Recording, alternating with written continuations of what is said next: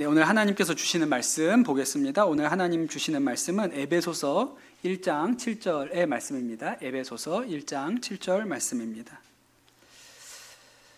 제가 읽겠습니다. 우리는 이 아들 안에서 하나님의 풍성한 은혜를 따라 그의 피로 구속, 곧 죄 용서를 받게 되었습니다. 아멘. 하나님께서 주시는 말씀입니다. 우리 교회 주변에서 사시는 분들은 아마 잘 이용을 안 하실 텐데요. 지하철 4호선이 있습니다. 하늘색 라인이 지하철 4호선이죠. 저 안산에서부터 상계동까지 가는 지하철 노선이 있어요. 근데 이 4호선에 내려오는 전설 같은 이야기가 하나 있습니다. 지하철 4호선이 해화역을 지나가고 있을 때였어요. 그때 그 지하철 안에 있는 한 할머니가 옆에 있는 교복 입은 학생에게 이렇게 물어봤답니다. 이 열차가 기름으로 가나요? 이렇게 물어보셨대요. 이 학생이 이렇게 씩 웃으면서 할머니가 잘 모르시는구나, 할머니셔서 내가 잘 가르쳐 드려야지. 그리고 의기양양하게 대답했습니다. 할머니, 이 열차는요 기름으로 가는 게 아니고 전기로 가는 거예요. 지하철은 다 전기로 가요. 이렇게 얘기를 했다는 거예요. 그런데 그 말을 들은 할머니의 표정이 급격하게 굳어졌습니다. 그리고 자신의 짐을 막 분주하게 챙기셔서 다음 역에서 후다다닥 내리시는 거예요. 그러니까 이 학생이 볼 때는 뭐가 좀 이상하죠. 이 할머니가 왜 이러시지? 내가 뭐 잘못된 말을 했나? 그렇게 이상하다고 생각하고 있는데 잠시 후에 지하철에서 안내방송에 나왔습니다. 이번에 내리실 역은 기름역입니다. 내리실 문은 왼쪽입니다. 네, 할머니가 기름역 가는 기차냐고 물어봤는데 전기로 간다고 얘기를 해가지고 잘못 탔구나 그러고 내려버리신 거예요. 네, 맞습니다. 요즘 기차는요 기름으로 안 가고 전기로 가죠. 가끔 기름으로 가는 기차도 아직 남아있기는 합니다. 그전에는 기차가 증기기관으로 석탄의 힘으로 갔죠. 그런데 여러분, 그렇게 기차나 또 아주 큰 배나 또 우리가 공항에서 가끔 비행기가 이륙하는 걸 보면 저 쇳덩이가 어떻게 저렇게 움직일 수 있을까, 이런 놀라운 생각이 들죠. 그런데 여러분, 그 무거운 쇳덩이가 움직이는 일을 가능하게 하는 것이 엔진입니다. 그렇죠? 그 엔진이 있기 때문에 연료를 태워서 힘을 내죠. 그 엔진으로부터 힘이 나와서 이 큰 기계들을 움직이게 합니다. 그런데 여러분, 우리의 삶에도 엔진이 있습니다. 우리의 삶을 움직이게 하는 동력이 되는 게 있죠. 조서환이라는 분이 계세요. 우리나라에서는 아주 그 마케팅의 대가라고 알려져 있는 분이고, 또 그 서초 성결교회 장로님이시라고 그럽니다. 근데 이 조서환이라는 분이 어떤 분이냐면, 우리가 쓰는 샴푸 중에 하나로 샴푸 잘 안 쓰시죠? 남자들이 가끔 쓰는 하나로 샴푸 뭐 이런 거 이름도 만드시고, 2080 치약 그런 거 네이밍하고 브랜드 만들고, 또 그 지금은 안 쓰지만 옛날에 KTF 부사장 하실 때 뭐 슈오라는 브랜드 뭐 이런 거 만드시고 이런 거 하셨던 분이에요. 근데 이 조소환 장로님이 쓰신 책이 있는데 모티베이터라는 책을 쓰셨어요. 모티베이터가 뭡니까? 누군가에게 동기를 부여하는 사람이라는 뜻이잖아요. 동기를 주는 그 일에 대해서 책을 쓰셨어요. 거기에 장로님의 삶의 동기부여자, 자신의 삶의 엔진에 대한 이야기가 나오거든요. 이 조서환 장로님이 오른손이 없는 장애인이세요. 왜 장애인이 되셨냐면, 이분이 육군 3사관학교를 졸업하고 이제 군대에 소위로 임관을 했습니다. 그래서 그때 수류탄을 던지는 훈련이 있었는데, 그때 좀 안 좋은 수류탄, 녹이 슬고 좀 오래돼 보이는 수류탄이 하나 있었다는 거예요. 그래서 이거는 내가 빨리 그냥 던져서 없애야겠다고 생각해서 안전핀을 뺏고 던졌는데 수류탄이 손에서 터졌습니다. 그래가지고 손이 날아가 버렸고, 또 얼굴에도 다 파편을 맞아가지고 아주 심각한 부상을 입으셨어요. 그렇게 해서 완전히 온몸을 이렇게 붕대로 감고 병원에 입원해 있었습니다. 그때 아주 오랫동안 교제했던 여자친구가 있었거든요.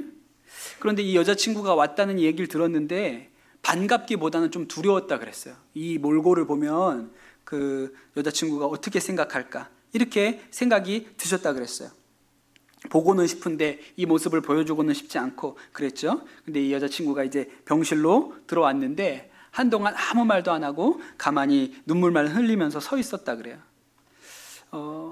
제일 물어보고 싶은 거 하나가 지금도 내가 이렇게 됐는데도 나 계속 사랑하니? 이 말 물어보고 싶었는데 차마 그 말이 입으로 나오지 않았다고 합니다. 그래서 한 30분 정도의 침묵이 흐르다가 물어봤대요. 내가 이런데 아직도 나를 사랑하냐? 그렇게 물어봤더니 그 여자친구가 아무 소리도 안 하고 그냥 고개만 2번 끄덕끄덕 했다고 합니다. 그 후에 그 여자친구가 진짜 좋은 사람이었어요. 그래서 그 다친 남자친구 병수발을 하겠다고 그 병원 근처에다가 방을 얻어가지고 이 남자친구 병수발을 하기 시작한 거예요. 근데 이 자매의 아버지는 그게 좋을 리가 있겠습니까? 그 딸이 그렇게 장애인이 된 남자친구를 뭐 결혼도 안 했는데 가가지고 뭐 병수발을 한다 그러니까 너무너무 이 일이 싫은 것이죠. 그래가지고 딸이 병원에 와 있으니까 병원으로 찾아오셨다는 거예요. 그래서 딸 손을 잡고 병원에서 끌고 나가는 거예요. 너 이게 뭐 하는 짓이냐고, 너 인생 망칠 일 있냐? 이러면서 딸을 막 끌고 나가시는데 그 딸이 아빠한테 이렇게 얘기하더라는 거예요. 아빠, 한번 입장을 바꿔놓고 생각해 보세요. 아빠가 이런 사고를 당했는데 엄마가 어떻게 했으면 좋겠어요? 나는 이 사람 오른손을 사랑한 게 아니고요, 이 사람을 사랑한 거예요. 그러니까 아빠, 나 데리고 갈 생각하지 말아요. 그렇게 얘기를 했더니 아빠도 아무 소리 못 하시고 그냥 화를 참으시면서 그렇게 돌아가셨다고 합니다. 그런데 그때 그 여자친구가 한 그 얘기를 들으면서 얼마나 고맙고 감사한지, 그래서 그때 딱 결심을 했다는 거예요.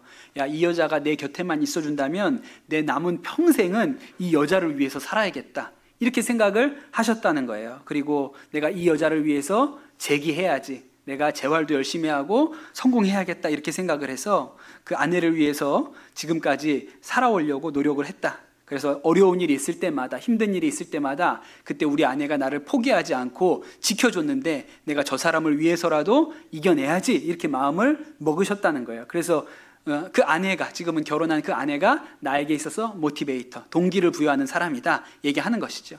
그게 우리 인생의 엔진입니다. 여러분, 예수님을 믿는 모든 사람에게도 엔진이 있어요. 신앙의 엔진이 있습니다. 그 신앙의 엔진이 우리가 사도신경을 외울 때마다 우리가 고백하는 아주 짧은 신앙 고백인데 너무 짧기 때문에 이것이 중요하게 여기지도 않고 그냥 지나갑니다. 그런데 여러분, 그 짧은 한마디가 우리의 신앙을 움직이게 하는 엔진이에요. 그게 뭐냐면 우리가 오늘 나누는 구절, 사도신경에 나오는 죄를 용서받는 것을 믿습니다 라는 구절입니다. 정확하게는 그렇게 길게 나오지도 않아요. 죄를 용서받는 것과 요거로 끝나죠. 그것을 믿는 건, 그것이 바로 우리 신앙의 핵심이고 엔진이에요. 오늘 우리가 읽은 에베소서 말씀 1장 7절에 보면 우리는 이 아들 안에서 하나님의 풍성한 은혜를 따라 그 피로 구속, 곧 죄의 용서를 받았습니다. 그렇게 써 있죠. 여러분 한번 생각을 해보세요. 그 성경에 보면 가늠하다가 현장에서 잡혀온 여자의 이야기가 있습니다. 어떤 여자가 남편이 아닌 다른 남자와 부정한 관계를 맺다가 그 자리에서, 현장에서 잡혀가지고 끌려온 거예요. 남자는 어디로 도망을 갔고 여자만 왔습니다. 이 여자가 끌려오면서 야, 나는 이제 죽었구나, 그런 심정으로 땅바닥에 이렇게 엎드려 있었어요. 그리고 주위에는 수많은 사람들이 둘러서서 이 여인에게 돌을 던지려고 돌을 하나씩 손에 들고 있는 것이죠. 그런데 예수님께서 그 사람들을 향해서 너희 중에 죄 없는 자가 돌로 쳐라, 그렇게 이야기를 하셨습니다. 사람들이 웅성웅성 하다가 한 명씩 그 자리를 떠났어요. 그리고 여자와 예수님과 둘만 남았습니다. 그리고 예수님께서 여자한테 얘기하셨죠. 나도 너를 정죄하지 않겠다, 다시는 죄짓지 말아라, 그렇게 하고 예수님이 떠나십니다. 그걸로 성경에 있는 이야기는 끝나요. 그 후에 어떻게 이 여인이 살았는지는 성경에 나오지 않습니다. 그런데 여러분, 어떻게 살았을까요? 이 여자가 어떻게 살았을까요? 평생 이 사건을 마음에 두고 살지 않았겠습니까? 내가 그날 사실은 돌에 맞아 죽었어야 되는 운명인데 그날 내가 용서받았지, 그날 내가 완전히 새 인생을, 죽었어야 되는데 새 생명을 살게 되었어. 이제는 내가 죄짓지 말고 똑바로 은혜 가운데 살아야겠다, 이렇게 생각하지 않았을까요? 여러분, 이것이 신앙의 엔진이에요. 비슷한 이야기가 그 러시아의 대문학가인 도스토예프스키에게도 있습니다. 제가 몇 번 이야기한 적이 있는데, 이 도스토예프스키가 젊은 시절에, 그때가 제정 러시아의 말기였어요. 그런데 젊은 귀족들하고 같이 왕에 대해서, 이 황제에 대해서 이제 반란을 일으키는 그런 모의를 하게 됩니다. 그러다가 발각이 돼서 감옥에 갇히게 되죠. 그런데 어느 날 그 예고도 없었는데 그날 아침에 사형 집행을 한다는 거예요. 그래서 그 감옥에 갇혀 있었던 사람들하고 다 같이 끌려 나가게 됩니다. 광장에 끌려 나갔더니 이미 군인들이 도열해 있고 거기에 기둥들이 서 있어요. 거기에 이제 다 묶여서 서게 됩니다. 이제 군인들이 총을 장전하고 발사! 그러면 끝나는 거죠. 그 죽는 거예요. 그런데 그 순간에 이 황제의 신하가, 전령이 막 뛰어들어오면서, 말을 타고 뛰어들어오면서 멈추시오, 그렇게 얘기합니다. 그리고 황제가 자비를 베풀어서 사형에서 중노동형으로 감형하셨어, 사형을 멈추시오, 그렇게 이야기를 한 거예요. 그 자리에 다 막 다리가 풀려가지고 사람들이 쓰러지면서도 황제 만세, 짜르 만세, 좀 전까지만 해도 반란을 일으키려고 했는데 목숨을 건져서 황제 만세를 외쳤죠. 도스토예프스키가 그렇게 사형장까지 갔다가 목숨을 건지고 살아 돌아와서 형한테 편지를 씁니다. 뭐라고 썼냐면 이렇게 썼다 그래요. 지금처럼 영적인 생명력이 풍성하고 건강하게 용솟음 쳤던 적이 여태까지 한 번도 없었습니다. 제 인생은 변화될 것입니다. 새로운 모습으로 거듭날 것입니다. 그렇게 편지를 썼다 그래요. 그리고 나서 이 도스토예프스키는 시베리아로 중노동형을 받으러 갑니다. 거기 수용소에서 있었는데, 그때 가는 길에 어떤 귀부인이 신약 성경 하나를 줬다는 거예요. 그가 그 수용소에서 수도 없이 읽었다 그랬어요. 외울 정도로 읽었다 그랬어요. 그래서 그가 나중에 소설들을 써낼 때 너무나도 자연스럽게 신약 성경에 있는 이야기들이 그 소설 안에 녹아 들었다고 하고, 그가 그렇게 힘든 시베리아 수용소에서 살면서도 저녁 때 지평선 너머로 해지는 것을 보면 너무 아름답습니다. 하나님을 찬양합니다. 하나님이 만드신 세상은 너무나도 아름답습니다. 그렇게 감격했다 그래요. 그러니 이 도스토예프스키의 그 심장, 엔진이 뭘까요? 그날 그 죽음의 문턱까지 갔다가 용서받고 살아난 것이 그의 인생의 원동력이 되었던 것이죠. 엔진이 되었던 것입니다.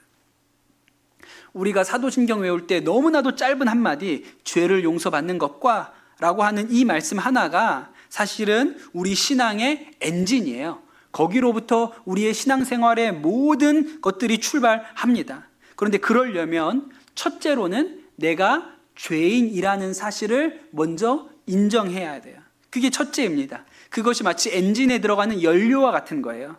내가 죄인인 것을 모르는데 어떻게 용서를 받았다는 것을 믿을 수가 있겠습니까? 여러분, 보통 사람들이요, 자기 정도면 괜찮은 사람이라고 착각하면서 삽니다. 죄가 없냐 물어보면 없는 것 아니에요. 죄가 있다는 것은 압니다. 그런데 그래도 나 정도면 괜찮은 사람이라고 생각을 해요. 내가 죄가 있지만 남들보다는 낫고 그렇게 심각한 수준은 아니라고 생각합니다. 우리나라는 사형제가 암묵적으로 폐지된 나라죠. 사형이라는 형량이 있지만 몇 년이죠? 90년 몇 년부터는 집행하지 않습니다. 그러니까 사형수, 그 이후로 사형을 선고받은 사람들도 다 감옥에서 살고 있어요. 그런데 여러분, 이 사형수들이 어떻게 산다고 혹시 얘기 들어보신 적 있습니까? 다 내가 그런 건 아니겠지만 그 중에 어떤 사람들은 우리가 이름만 대면 알릴 흉악한 범죄자인데 정부를 상대로 계속 소송을 낸다 그래요. 네. 감옥 생활이 너무 불편하고 나의 프라이버시가 인정받지 못한다, 이래서 사형수인데 계속 소송을 낸다는 거예요. 그러니까 이 사람이요, 자기가 흉악한 범죄자고 그래서 사형 선고를 받았는데도 자기를 죄인이라고 생각하지 않는 거예요. 사형수도 이렇게 생각할 정도니 누가 진짜 자신을 죄인이라고 그렇게 여기겠습니까? 그러니 내가 죄는 있지만 그렇게 심각하지 않아 이렇게 생각하는 사람에게는 은혜가 파고들 자리가 없습니다. 내게 용서가 필요하다고 생각지도 않고 용서를 받았다는 말에도 내가 무슨 용서를 받아? 감동이 없는 거예요. 여러분, 이런 상태에 있는 사람은 교회를 30년 다니고 40년 다녀도 아직 신앙생활은 시작하지 않은 것입니다. 출발하지 않은 거예요. 누가복음 18장에 보면 예수님께서 성전에 기도하러 올라간 사람 두 사람에 대한 이야기를 하세요. 한 사람은 바리새인이었고 한 사람은 세리였습니다. 바리새인이 이렇게 기도했다는 거예요. 하나님 감사합니다. 나는 남의 것을 빼앗은 적도 없고 불의한 적도 없고 간음한 적도 없습니다. 저는 다른 사람들하고 다릅니다. 특히 저런 세리와는 완전히 질적으로 다른 사람이에요. 저는 일주일에 2번 금식했고 소득의 11조를 빠지지 않고 했습니다. 이렇게 기도했다는 거예요. 근데 그 옆에 있는 세리는 어떻게 기도했습니까? 하늘을 우러러볼 엄두도 내지 못하고 가슴을 치면서 하나님, 저는 죄인입니다. 저에게 자비를 베풀어 주십시오 라고 기도했다는 거예요. 여러분, 두 사람 중에 누가 죄인이죠? 두 사람이 다 죄인입니다. 그런데 세상엔 딱 두 종류의 사람이 있는 거예요. 내가 죄인이라는 사실을 깨달아 아는 죄인이 있고, 죄인인데도 내가 죄인인 줄 모르는 죄인이 있는 거죠. 여러분, 용서는 내가 죄인 줄 깨달아 아는 죄인에게 필요한 것이고 그 사람에게 임하는 것입니다. 그러니 여러분, 우리가 예수님을 믿으면 제일 먼저 우리 가운데 일어나는 변화가 무엇입니까? 내가 죄인이라는 사실을 깨닫게 되는 거예요. 그것이 십자가의 첫 번째 능력입니다. 예수님이 십자가에서 죽으신 것이 내 죄로 인해서 죽으신 것이구나 라고 깨닫게 되는 것이죠. 그러면 그때부터 우리가 신앙생활을 출발하게 됩니다. 영적인 생활이 그때부터 시작되는 것이죠. 두 번째는 예수님께서 우리의 모든 죄를 용서하셨다는 것을 믿어야 합니다. 이게 복음이에요. 우리 교회에서 사용하는 그 제자훈련 교재, 예수님의 사람 제자훈련 교재에 보면 이런 얘기가 있습니다. 목사님이 어느 교회 부흥회를 가셨어요. 그런데 그 교회에서 만난 할머니 권사님이 한 분 계셨습니다. 이 권사님은 17살에 시집을 가셨어요. 그리고 시집을 왔는데 시집을 오자마자 남편이 만주로 징용을 갈 수밖에 없었습니다. 그래서 시댁에서 혼자 임신한 몸으로 살 수가 없어서 친정으로 다시 들어간 거예요. 그런데 너무 먹고 살기 어려운 시절이라서 그렇게 시집 보냈던 딸이 임신을 해가지고 집으로 돌아오니까 아무에게도 환영받지 못했다는 거예요. 그리고 그렇게 아기를 낳았는데 하나가 아니고 쌍둥이였어요. 도저히 엄두가 안 나는 거예요. 이 집에서 내가 이 두 아이를 어떻게 키우지? 도저히 엄두가 안 나니까 이 어린 엄마가 결심을 합니다. 결국은 한 아이에게는 젖을 물렸지만 한 아이에게는 젖을 물리지 않아서 그 아이가 죽게 돼요. 이것이 평생의 비밀이었어요. 한 번도 누구에게 이야기한 적 없는, 예수를 믿고 교회를 나왔지만 한 번도 누구한테 이야기해 본 적 없는 무거운 죄짐을 가지고 살았던 거예요. 교회를 다니셨는데도 불구하고 마음에는 늘 하나님 앞에 서면 이 죄를 어떻게 하나, 그런 마음의 근심과 두려움으로 살았던 것이죠.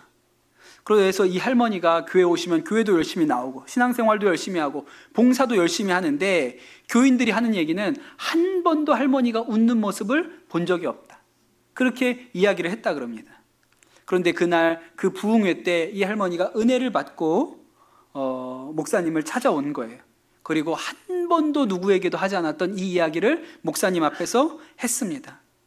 목사님, 제가 자식을 죽인 어미입니다. 그렇게 이야기를 한 것이죠. 그러면서 목사님께 물어봤어요.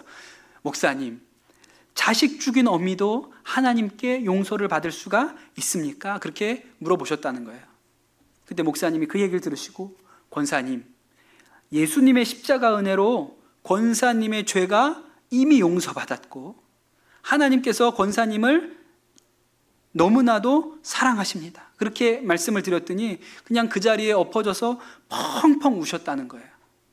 그리고 그 교회 성도들이 하는 이야기가 그날 이후로 이 권사님의 표정이 완전히 바뀌었대요. 처음으로 웃는 모습을 봤다, 그렇게들 이야기를 했다고 합니다. 여러분, 우리가 어떠한 죄를 짓든지, 우리가 그 죄가 아무리 흉악한 죄일지라도 예수 그리스도의 십자가 보혈로 그 죄가 깨끗이 씻어진다는 것을 믿습니다. 그것이 우리가 사도신경을 외울 때 죄사함을 믿습니다. 죄사함 받는 것을 믿습니다 라는 우리의 신앙 고백인 거예요. 제가 그 유치부에 가서 가끔 설교할 때 이 죄사함을 설명하려고 옛날에 이렇게 쓰던 도구가 있습니다. 이렇게 하트 모양의 이렇게 뭐라 그럴까요? 뭐 그런 도구를 그 위에다가 검정 매니큐어를 잔뜩 칠해요. 그리고 우리의 마음이 죄를 지어서 이렇게 까매졌다 그렇게 이야기를 해주죠. 그리고 그 앞에다가 대야에다가 물을 떠놓고 수세미도 갖다 놓고 떼수건도 갖다 놓고 비누도 갖다 놓고 아이들을 널어 나와가지고 깨끗하게 해보라, 씻어보라 얘기를 합니다. 그럼 애들이 저요, 제가 할게요. 그리고 나와가지고 막 닦아보죠. 그러나 깨끗해지지 않습니다. 그냥 그대로 있어요. 그러면 제가 이제 얘기하죠. 여러분, 비누로도 지울 수 없고 수세미로도 지울 수 없고 떼수건으로도 안 됩니다. 그런데 우리가 예수님께 용서해 주세요라고 기도하면 이 죄가 깨끗하게 지워져요. 우리 다 같이 기도합시다. 예수님, 우리의 죄를 용서해 주세요. 이렇게 기도하죠. 또 유치부에서는 이렇게만 하면 안 됩니다. 여러분, 목소리가 너무 작은 것 같습니다. 한 번 더 큰 소리로 예수님, 우리의 죄를 용서해 주세요 합시다. 그러면 애들이 용서해 주세요 이렇게 한단 말이에요. 그러면 저는 그제서야 아세톤을 묻힌 스펀지로 쓱쓱 문질러요. 여러분, 우리의 죄가 이렇게 다 깨끗해졌습니다. 할렐루야. 그럼 뭐 우리 유치부 애들 어떻게 해요? 와! 막 열광하죠. 네. 제가 작년 여름 성경학교 때 우리 유치부에서 또 설교를 해달라고 했는데 이제 매니큐어는 그만 써야겠다. 너무 올드하다. 이게 옛날 너무 촌스럽다. 그렇게 해서 이번에 좀 더 멋있게 이걸 보여줘야겠다고 생각해서 유리컵에 투명한 유리컵에다가 까만 물을 담았습니다. 왜 물이 까맣냐면 물에다가 요오드를 탔거든요. 요오드가 뭔지 아시죠? 그 약국에서 파는 그 상처에 바르는 빨간 약, 그 요오드를 풀어가지고 물이 까맣게 됐어요. 우리의 마음이 이렇게 죄로 까맣게 됐습니다. 아이들 눈앞에서 요오드를 뚝뚝뚝뚝 떨구면서 우리의 마음에 죄가 들어와서 이렇게 물이 더러워진 것처럼 우리의 마음이 이렇게 까매졌어요. 이 까만 물을, 이 더러워진 물을 어떻게 하면 깨끗하게 할 수 있을까요? 어떻게 하면 될까요? 여러분, 그 요오드를 탄 물에다가 비타민 가루를 뿌리면 물이 다시 맑아집니다. 화학 반응을 일으켜서 물이 다시 까맸던 물이 그냥 투명해지거든요. 그래서 제가 또 아이들에게 얘기하죠. 예수님만이 우리의 듣게 들어온 이 죄를 씻어주실 수 있어요. 깨끗하게 하실 수 있어요. 우리 예수님을 이렇게 용서해 주세요. 기도해 봅시다. 그래서 예수님, 우리의 죄를 용서해 주세요. 따라합시다. 그러온 다음에 애들이 잘 따라하면 그때 이제 거기에다가 비타민 가루를 싹 뿌리면 그때 물이 확 맑아지죠. 순식간에 맑아집니다. 그러면 애들이 어떻게 할까요? 와! 이렇게 합니다. 제가 왜 이렇게 아이들 눈앞에서 이런 일들을 보여줄까요? 믿어지게 하려고. 눈앞에 보이는 것처럼 우리의 죄가 예수 그리스도 보혈로 말미암아 깨끗하게 되었다는 것을 보여주기 위해서 이런 도구들을 사용하는 것이죠. 여러분도 제가 이 앞에서 그걸 해야 믿으시겠어요? 여기에다가 물컵을 껴놓고 여기다가 이렇게 하고 와, 여러분 목소리가 너무 작은 것 같습니다. 더 큰 소리로 그래야 여러분 믿으시겠습니까? 아니죠. 우리는 그렇게 믿지 않지요. 우리는 어떻게 이 일을 믿냐면 약속하신 하나님의 말씀을 보고 믿습니다. 하나님께서 분명히 성경에 이야기하셨거든요. 우리 예수 그리스도께서 우리의 죄를 용서하신다고 약속하신 그 말씀을 보고 믿는 거예요. 이사야서 1장 18절에 이런 말씀이 있습니다. 오라, 우리가 서로 변론하자. 너희의 죄가 주홍 같을지라도 눈같이 희어질 것이요 진홍같이 붉을지라도 양털같이 희게 되리라. 아멘 아닙니까? 우리가 오늘 읽었던 에베소서 1장 7절 말씀에도 우리는 그리스도 안에서 그의 은혜의 풍성함을 따라 그 피로 말미암아 속량 곧 죄사함을 받았느니라 그렇게 기록하고요. 골로새서 1장 14절에 그 아들 안에서 우리가 속량 곧 죄사함을 얻었도다 그렇게 기록하고 있습니다. 히브리서 8장 12절에 내가 그들의 불의를 긍휼히 여기고 그들의 죄를 다시 기억하지 아니하리라 하셨느니라 그랬습니다. 그러니 여러분, 죄를 용서받는 것을 믿습니다라는 이 짧은, 별거 아닌 것 같은 이 짧은 신앙 고백이 사실은 우리 신앙의 엔진인 거예요. 우리 신앙은 다 그 엔진으로부터 힘을 얻습니다. 그 감격으로 사는 거예요.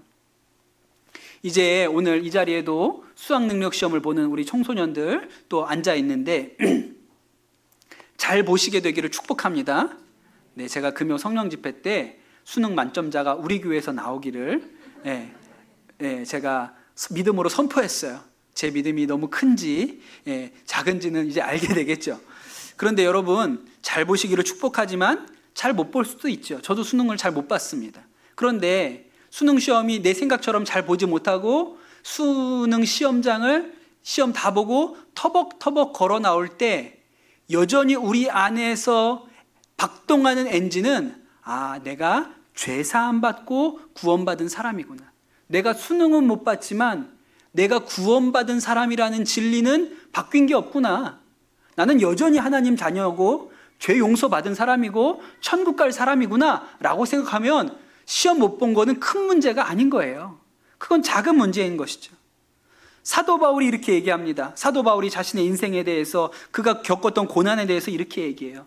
유대인들에게 마흔에서 하나 뺀 매를 맞은 것이 5번이고 채찍에 맞은 것이 3번이요 돌에 맞은 것이 1번이요 파선당한 것이 3번이고 밤낮 망망한 바다를 떠다녔고 자주 여행하는 동안에 강물의 위험과 강도의 위험과 동족의 위험과 이방 사람의 위험과 도시의 위험과 광야의 위험과 바다의 위험과 거짓 형제의 위험을 당하였습니다.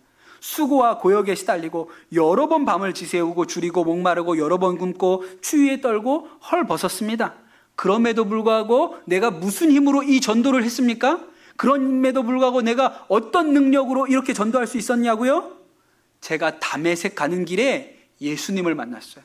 제가 예수님의 몸에다가 채찍질을 하러 가고 있었는데 그때 예수님께서 나타나셔서 저를 만나 주셨고 저의 모든 죄를 용서해 주셨고 저를 그분의 자녀 삼아 주셨고 이제는 복음 전하는 자로 삼아 주셨습니다. 그래서 제가 그 일을 생각하면 다메섹에서 나를 만나 주신 예수님을 생각하면 저는 지치지 않습니다. 저는 힘들지 않습니다. 저는 곤비하지 않습니다. 그렇게 얘기하는 거예요. 그러니까 이 사도 바울에게 있어서 엔진은 무엇입니까? 그가 다메섹에서 만났던 예수님, 그의 모든 죄를 용서해 주셨던 그 예수님 생각하면 그가 땅끝 어디를 가도 어떤 어려움과 어떤 고난을 당해도 능히 이겨낼 힘이 그에게 있다고 말하는 것이죠. 사랑하는 성도 여러분, 우리 신앙의 엔진은 무엇입니까? 내가 죄사함 받은 것을 믿습니다.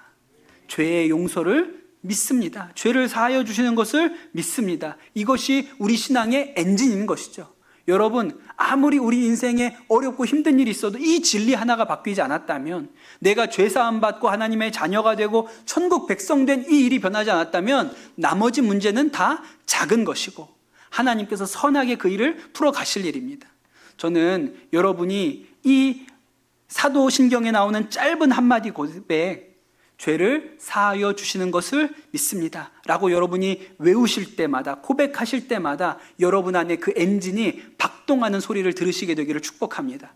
사도 바울에게 있는 엔진이나 우리 가운데 있는 엔진이 동일한 것이죠. 여러분, 우리의 신앙을 움직이는 엔진이 내가 죄사함 받은 것을 믿습니다. 그러면 그 어떤 어려움도 능히 이겨낼 힘이 우리 가운데 있습니다. 여러분, 그것을 믿으시는 은혜가 여러분에게 있게 되시기를 축복합니다. 주님, 우리가 예수 그리스도 십자가의 보혈로 말미암아 우리의 죄가 다 용서된 것을 믿습니다. 너희의 죄가 주홍 같을지라도 눈같이 희어질 것이요 진홍같이 붉을지라도 양털같이 희게 되리라 하신 주의 말씀을 우리가 마음에 새깁니다. 하나님, 이 말씀이 우리 가운데 능력이 되게 하여 주시옵소서.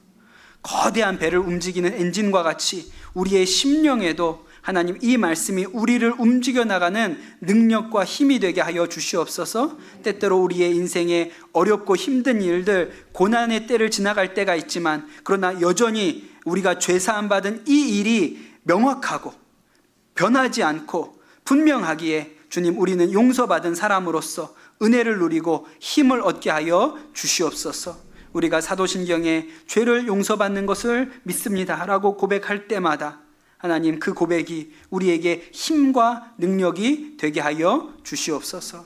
감사합니다. 모든 말씀 우리 주 예수 그리스도의 이름으로 기도드립니다. 아멘.